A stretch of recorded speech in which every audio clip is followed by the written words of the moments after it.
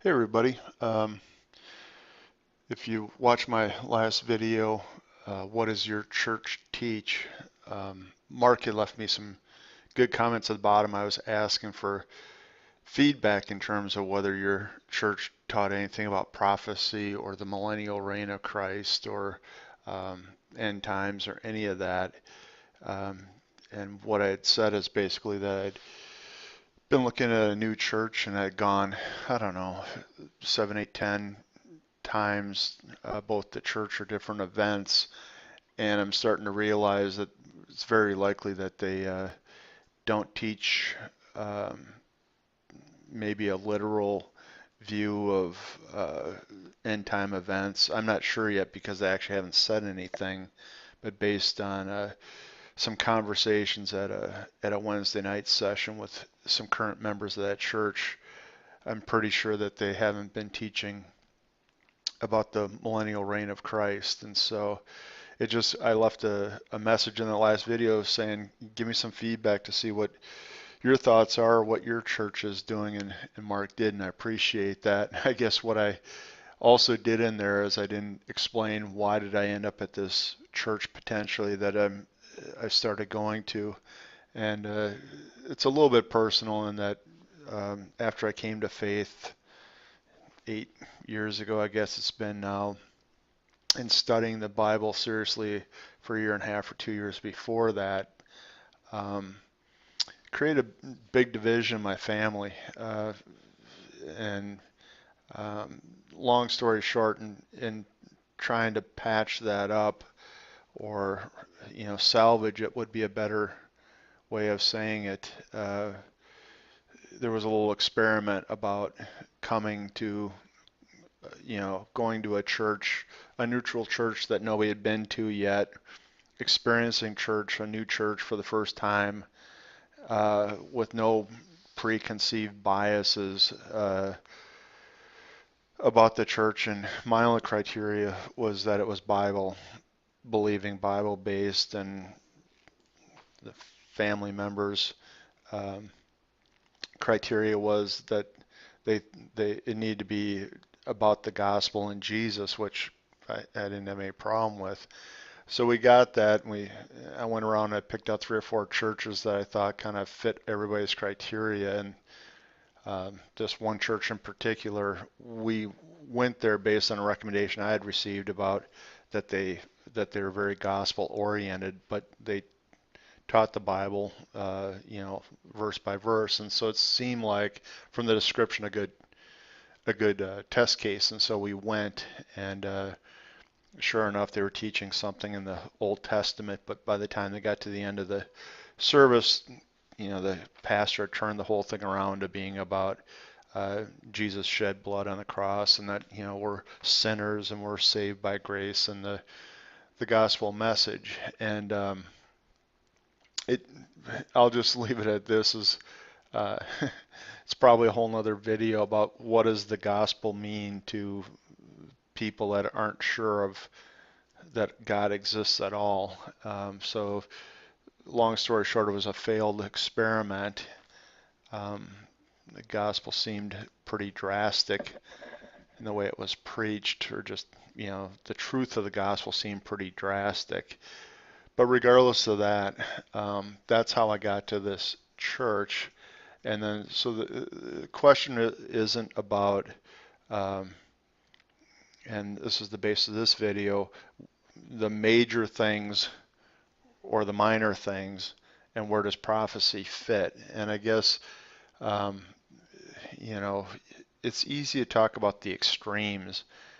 This church was picked out specifically because it preached the gospel and it was Bible based. That's the major thing. Sinners saved by grace, salvation, Holy Spirit coming to live within you. That's, at least for me, and I'm sure it's for everybody that's probably watching this video. If you don't have that, you might as well not even be going to the church. And so that kind of is a given.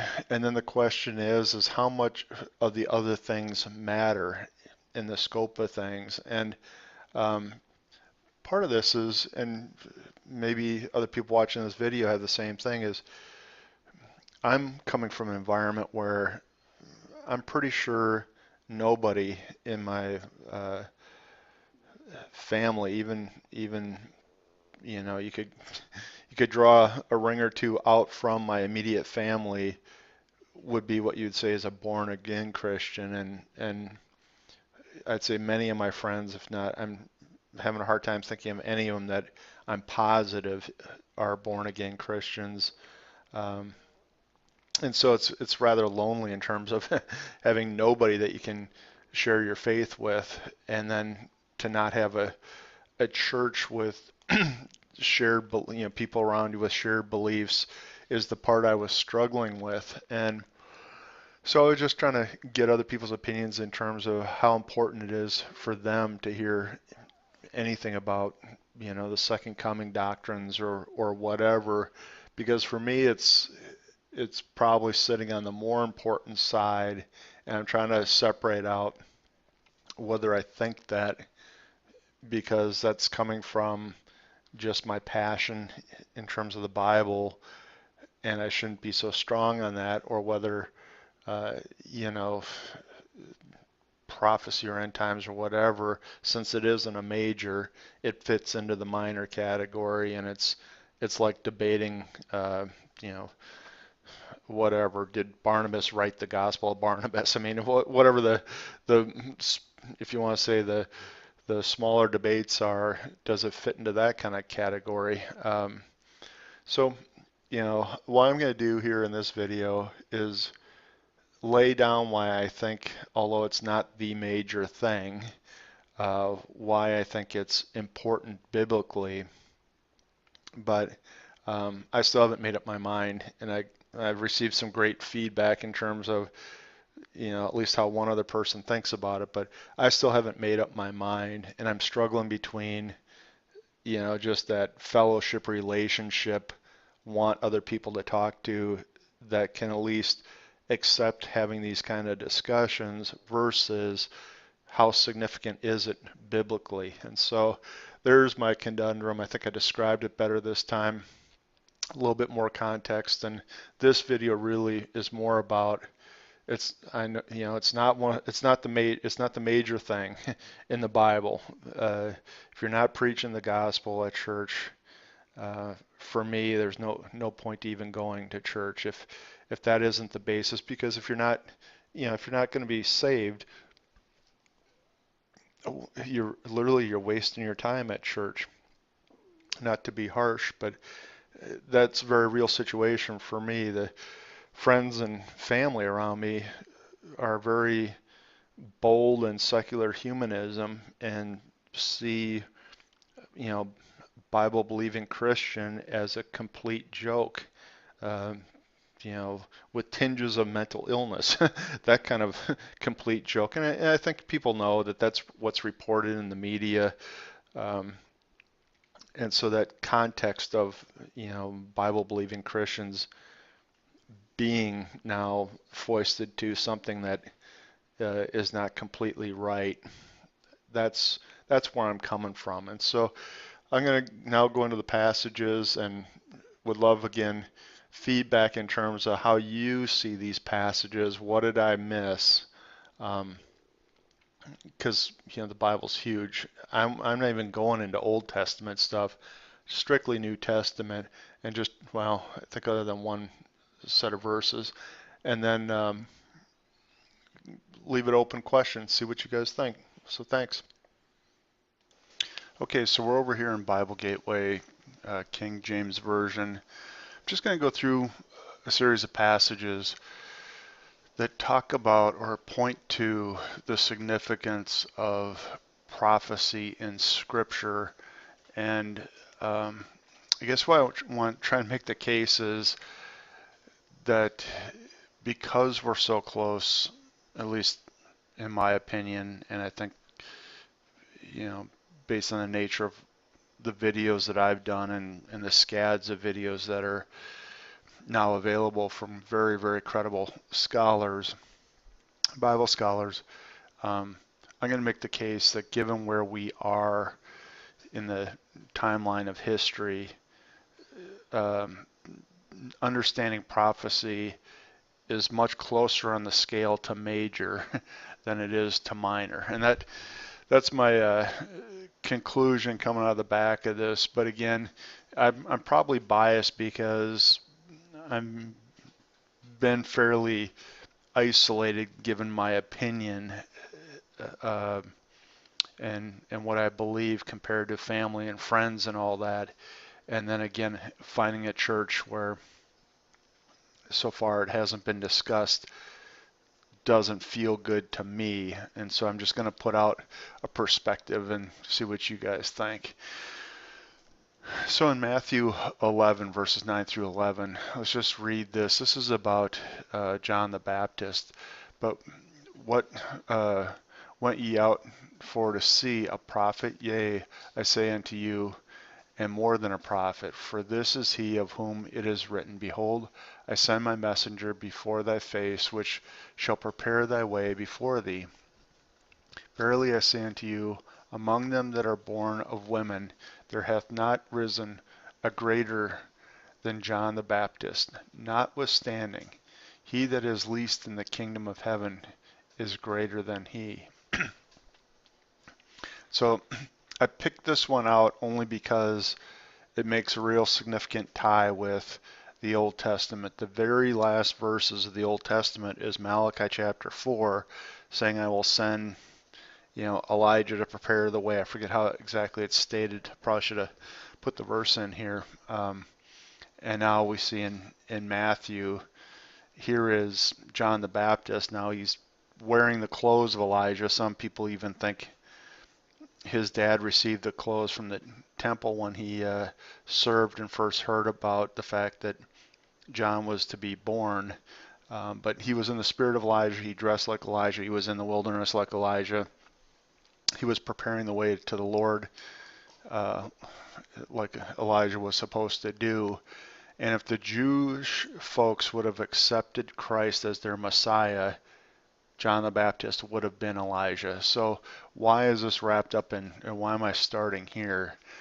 It's because the first coming of Christ was so significant in the Bible that God sent John the Baptist before Christ, and he had a whole ministry, and it says he was the greatest of all the prophets. How does it say? Verily I say unto you, among them that were born of women, there hath not been risen a greater than John the Baptist. Okay, so if you put this all in context, he was, the greatest of the humans prior to the salvation that God was going to make available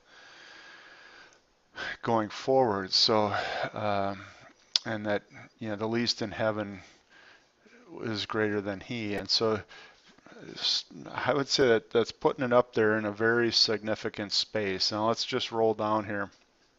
Read out of Luke 19 here, and this is Jesus, coming to the Mount of Olives, down toward the Temple Mount on Palm Sunday. And when he was come near, he beheld the city and wept over it, saying, If thou hadst known, even thou, at least in this thy day, the things which belong unto thy peace. But now they are hid from thine eyes, for the day shall come upon thee that thine enemies shall cast a trench around about thee, and compass thee around, and keep thee in on every side. And so, just kind of a jam-packed set of 3 verses here. First verse is saying, seeing Jerusalem, the Temple Mount, he was weeping out loud over what he was seeing.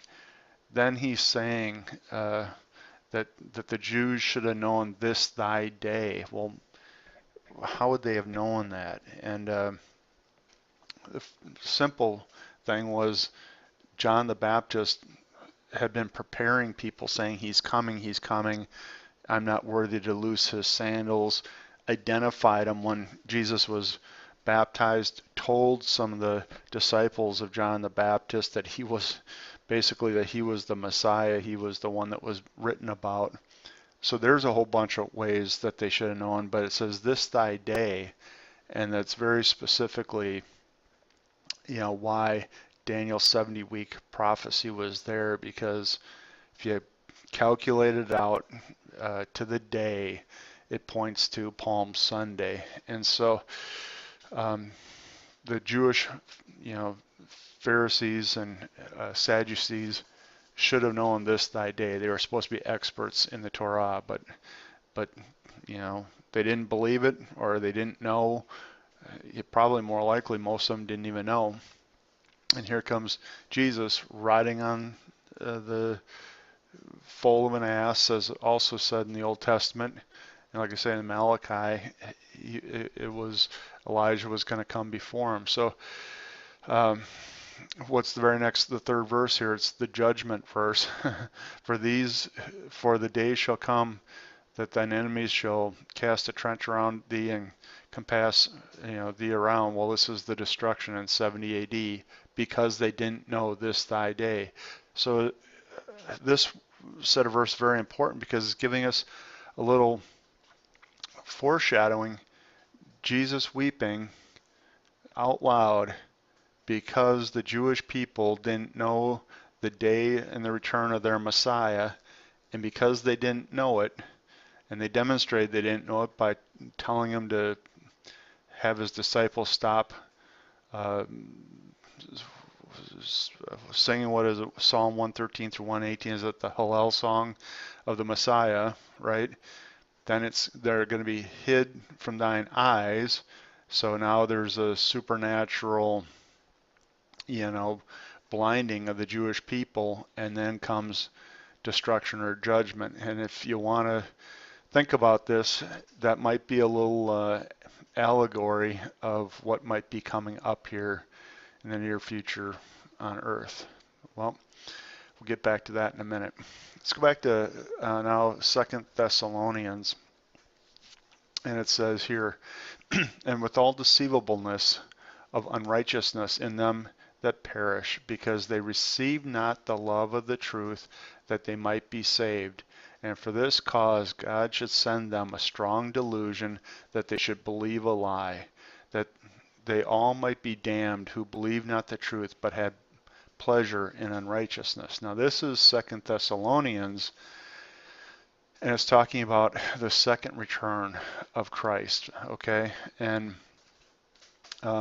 specifically, 1st and 2nd Thessalonians were the definition of the rapture verses, and so the implication here is that they didn't believe the rapture was going to come, and they didn't believe the truth, so that they might be saved. For this cause God will send them a strong delusion, so that they'll believe this delusion, and then they may be damned who didn't believe the truth. Well, that's kind of the same pattern these three verses here, because the Jewish people didn't believe them. They were basically given a delusion. It was hid from their eyes. It couldn't have been the Messiah. It was somebody else, and then came destruction. You're going to pick up the same things here. And so my point is building is the first coming. There was an expectation that people should have known he was coming. He was preceded by John the Baptist, which was called the greatest human that had lived to that point, but he was the least in heaven was going to be greater than him. And then you get the pattern of they didn't believe the Messiah when he came. They were given a delusion, or it was hid from their eyes, and then destruction came. Patterns going to repeat here coming into the rapture. Okay, let's take a look at 1 Thessalonians 5. But of the times and seasons, brethren, you have no need that I write unto you, for you yourselves know perfectly that the day of the Lord so cometh as a thief in the night. For when they say peace and safety, then sudden destruction cometh upon them, as travail upon a woman with child, and they shall not escape. But ye, brethren, are not in darkness, that the day should overtake you as a thief. You are children of light and children of the day. We are not of the night or darkness. Therefore let us not sleep, as do others, but let us watch and be sober. For they that sleep in the night, and they that be drunken are drunken in the night. Okay, and this is a pretty damning set of verses. And again, 1 Thessalonians 4 is the definition of the rapture, and 1 Thessalonians 5 here, basically the very next set of passages. What we're looking at here is Paul expanding on that they don't need to be written to because they're not children of darkness, they're children of light, and that it's the ones that are in the dark that don't see this coming, basically, that are going to miss it and be condemned. I was just watching, there was a streaming prophecy conference, a real good one by Prophecy in the News, and Messianic Rabbi Mark Biltz, I think is his name, who was the one that discovered the four blood moons coming in 2014 and 2015, did a little snippet on the times and the seasons being the Moed, which, you go back to Genesis 1, God said, I put the moon and the stars and the sun first to identify, these seasons, not winter, spring, fall, but, the times that you live in, and basically the appointed, it's called feasts in the Old Testament, but the appointed times is what it is.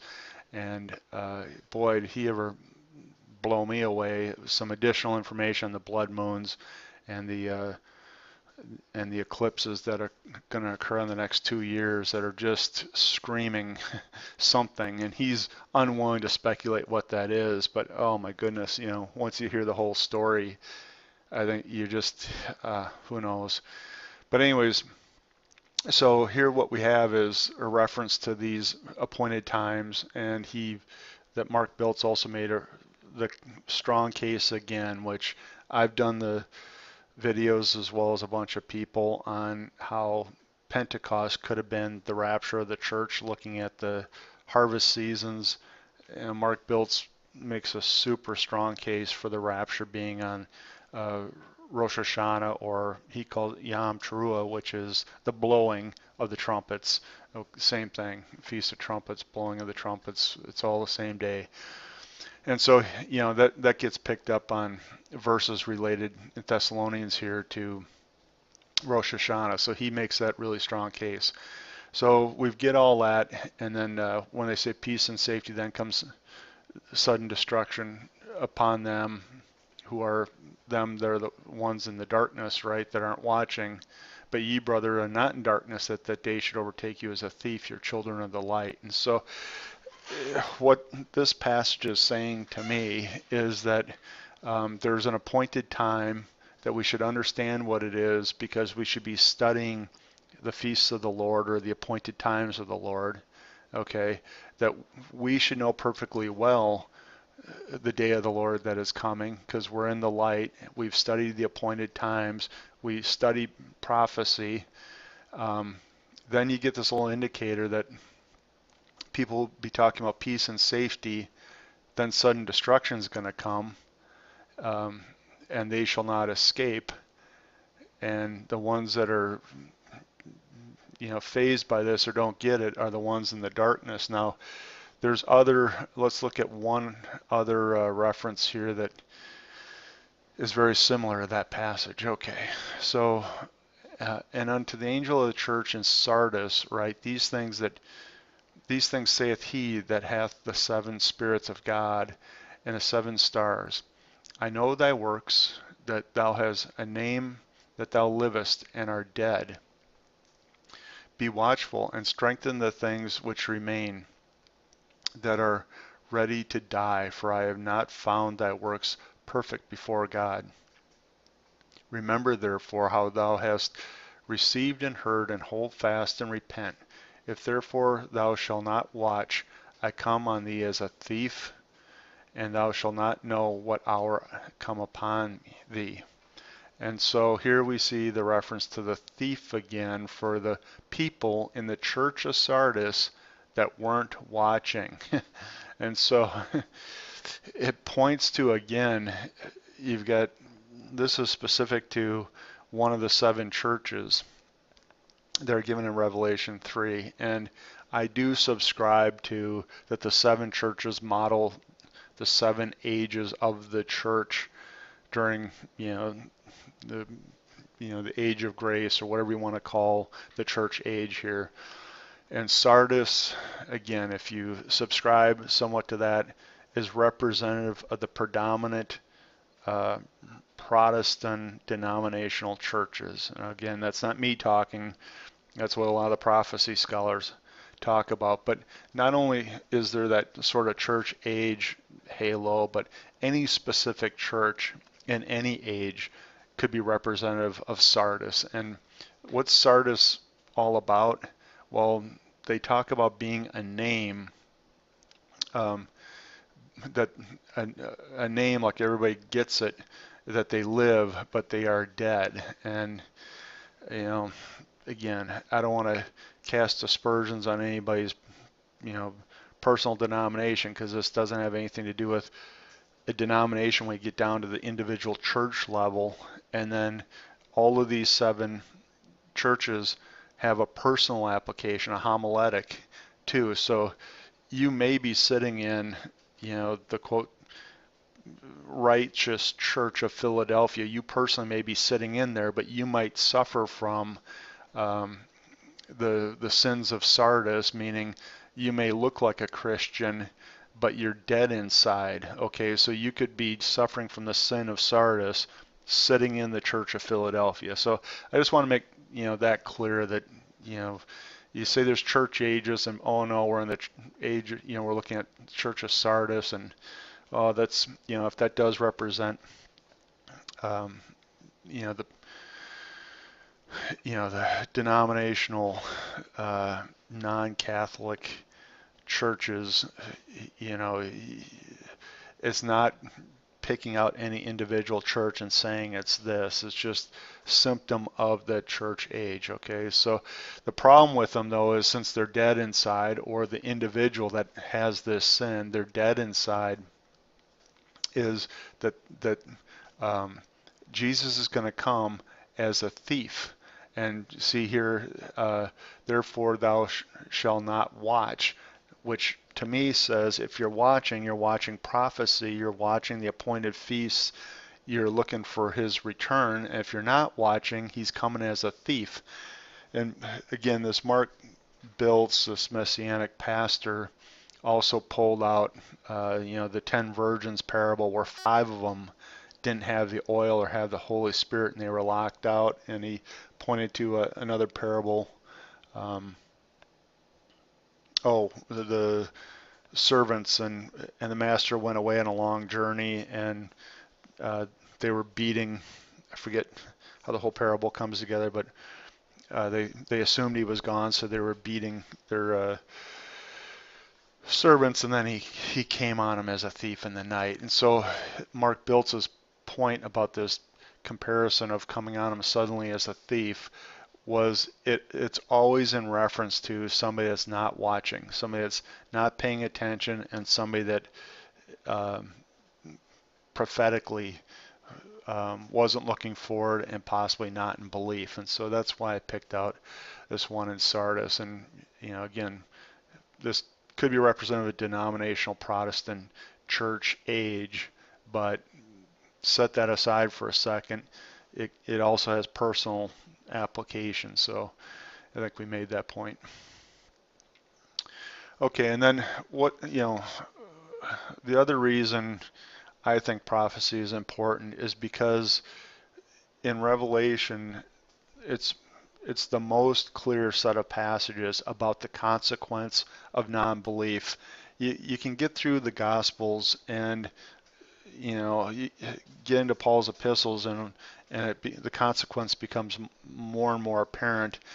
Um, and Jesus talked more about hell than heaven, in his lifetime and in the Gospels. And so there is a consequence spelled out for sure, but you get into Revelation and you see these judgments coming on earth, and then you get into Revelation 20 and you get, and death and hell were cast into the lake of fire. This is the second death.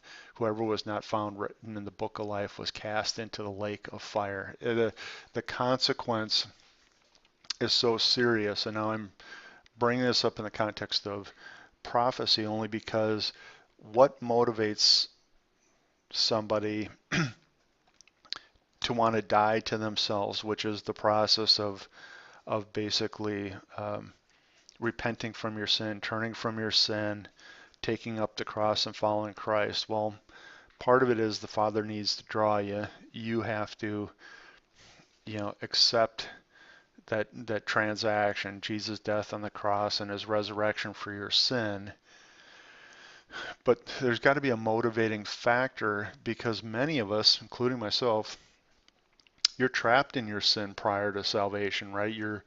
Um, this is true of me and many people that have a born again experience a little bit later in life. You basically have to come to a period in your life where something was very humbling to you to be able to set aside those sins in your life. And you get everything from people that, had drug addictions to this, to that, to whatever. For me, I was in a big corporate structure, very stressful, laying people off, outsourcing, all the stuff was going on.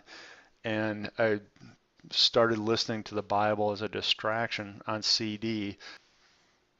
And from there, I was,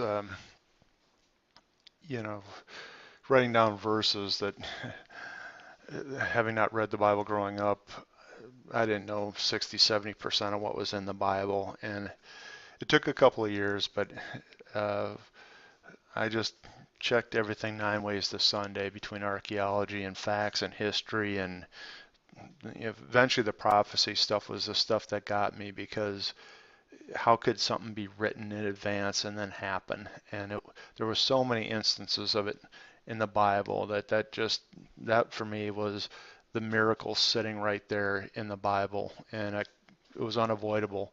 So intellectually then I was convinced, and then actually through an encounter with a homeless man, I gave my heart to the Lord. And so what my point is let's just say we're sitting in a church, even a good preaching church and all that, but you have a very comfortable life.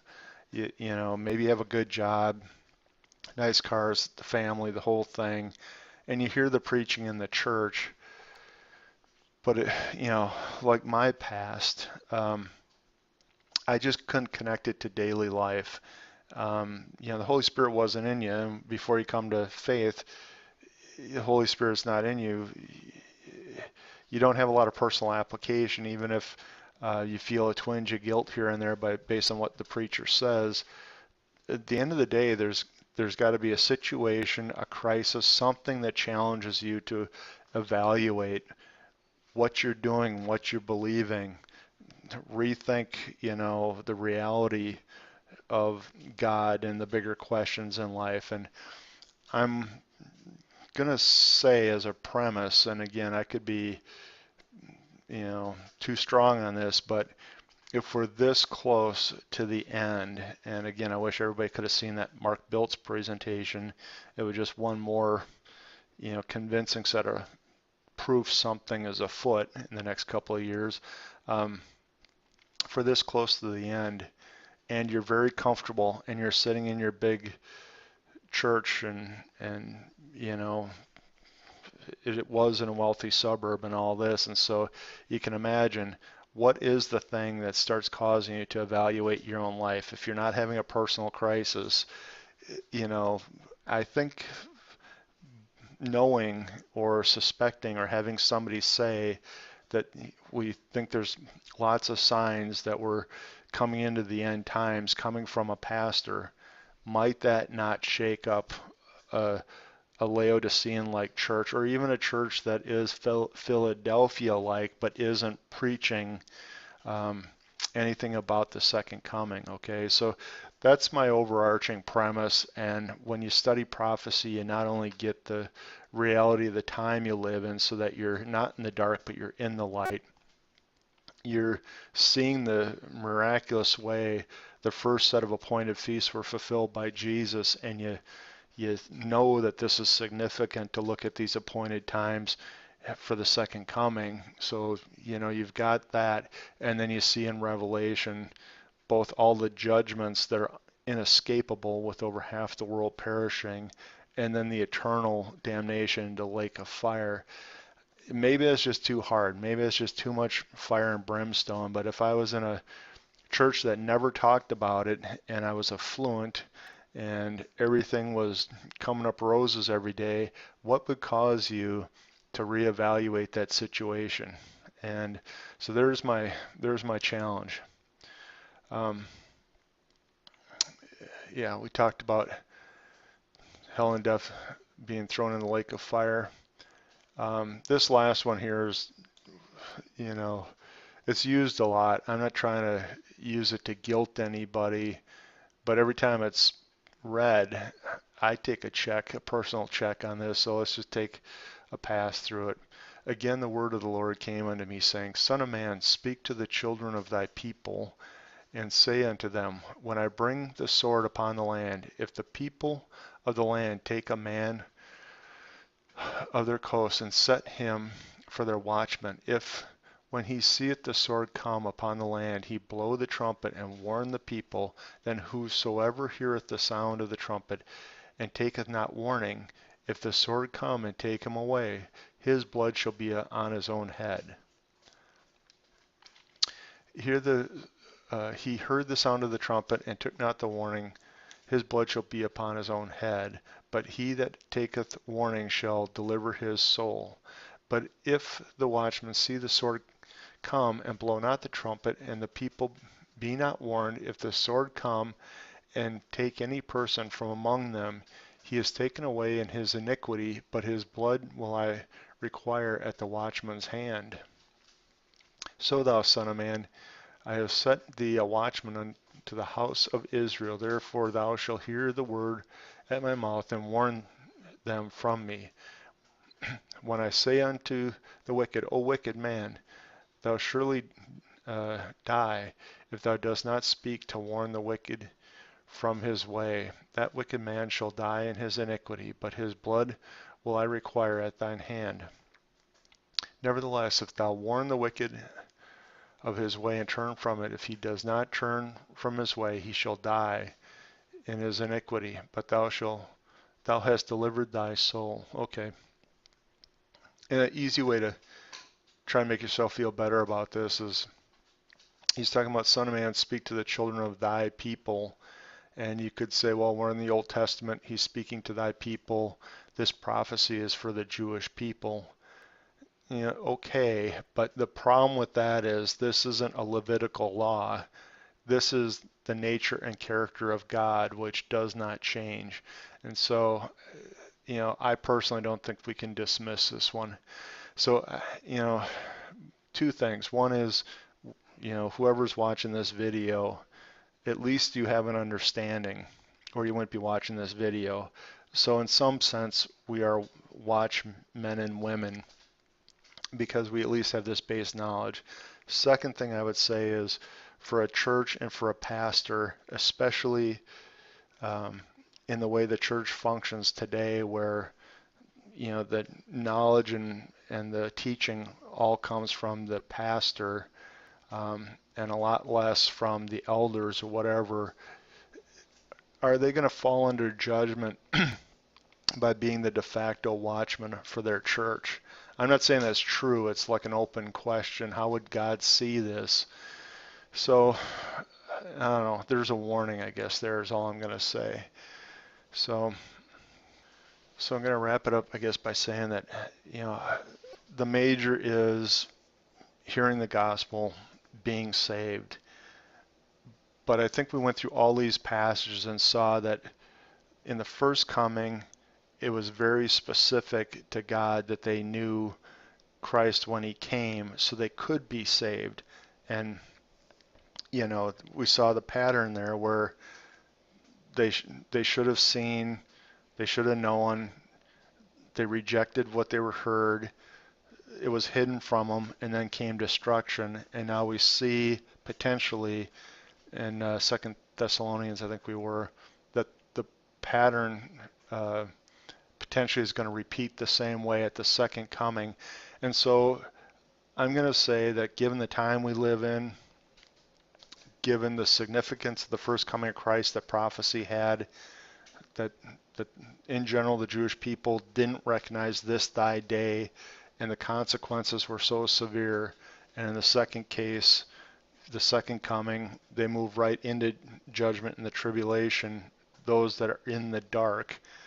I think this is very tied to salvation, and it's tied into this, watchman concept where if the people hear and they decide to disregard it, the blood is on their head. And so I'm going from the premise that we're very close to, the end of the day, and that we can't take prophecy as a minor. To me, it's not the major, it isn't the gospel, but it's very tied into the gospel because these people don't have the rest of their life to be convicted by the gospel and then to give their heart to the Lord and be saved.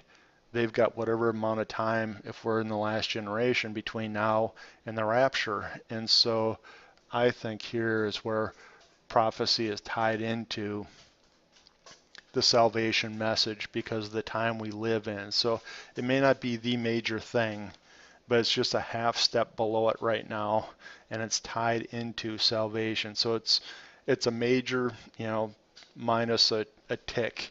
But for me, it's not a minor thing like debating, the right interpretation of a jot or a tittle in Hebrew. We're much closer to that salvation point. So that's where I'm coming from, and I hope I didn't beat it into the ground. But I think this is, I don't know, it hit me even stronger when I watched the videos from the prophecy conference because a lot of these points were just nailed home. So thanks for watching.